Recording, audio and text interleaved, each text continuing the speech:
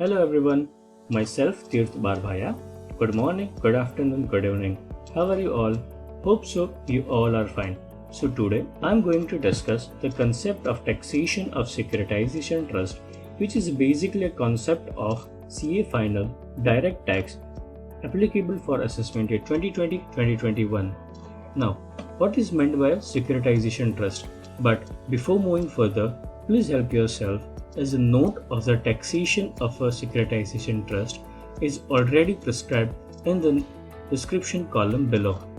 Now, securitization trust means a process by which a single performing asset or a pool of performing asset are sold to a bankruptcy remote SPV and transferred from the balance sheet of the originator to the SPV in consideration for immediate cash payment. Let's understand it in simple terms. When a borrower borrows a loan from a bank in exchange of a mortgage asset, it means the bank is having a financial interest in the mortgage assets of such borrower. Now, here the concept of securitization trust comes. Now, it is the acquisition of a financial interest of a originator by raising of funds by issuing the security receipts to the QIB for payment of consideration and also the acquisition of financial asset to the originator. It means when the bank is transferring its financial interest in the mortgage assets to such SPV in exchange of a immediate cash payment and issue of security receipts. Right. Now, what would the bank do in some cases? Let's say such QIB transfers the issue of such security receipts to an investor for an consideration. In such case, now the holder of such security receipts is an investor. Okay. Now, the type of asset that can be securitized can be corporate receivables, credit card receivables, auto loans and leases, mortgage, equipment loans and leases, etc. Now, coming to the taxation part.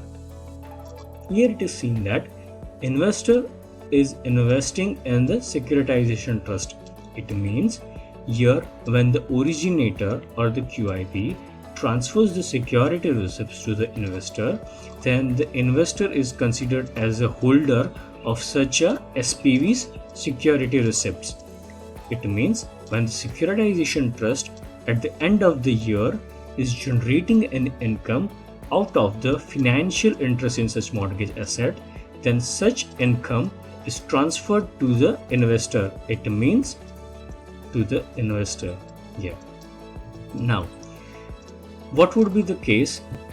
Now, what would be the case that when the securitization trust, it means here the securitization trust is just a trustee of a special purpose vehicle which is incorporated as a private trust.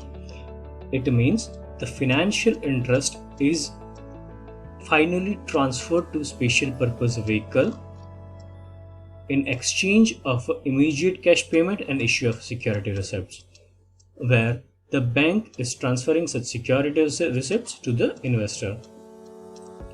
Here, all the income which is generated out of the financial interest in such mortgage asset is exempt under section 1023DA to such securitization trust, and all such income is taxable to investor under section 115 TCA. Now, the income which is transferred to such investor, it is liable for TDS under section 194 LBC at the rate rating post under section 195 if such investor is non-resident or a foreign company. It means when the investor is a non-resident or a foreign company, then TDS would be deductible at the rate rating post under section 195. And if the investor is a residential or an individual or HUF, it would be TDS liable would be 25%. And in case of others, it would be 30%, means it could be AOP or a BOI, etc. In such a case, no DDT under section 1150 is to be paid by securitization trust. Moving further, if any income accruing, arising, received by trust, and such is not paid to the investor, then it shall be deemed to be credited or paid to investor on the last day of previous year, and such shall be taxable to the investor. Other concept also applies where investor is already taxed at the accrual basis, then they would not be taxed at on the basis of cash basis, right? Now moving further, special purpose distinct entity is regulated under SEBI regulation 2008.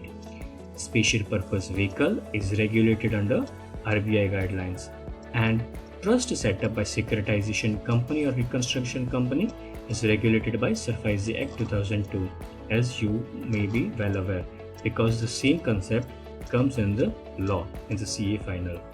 Now, last point, common point for the business trust, investment fund and the securitization trust.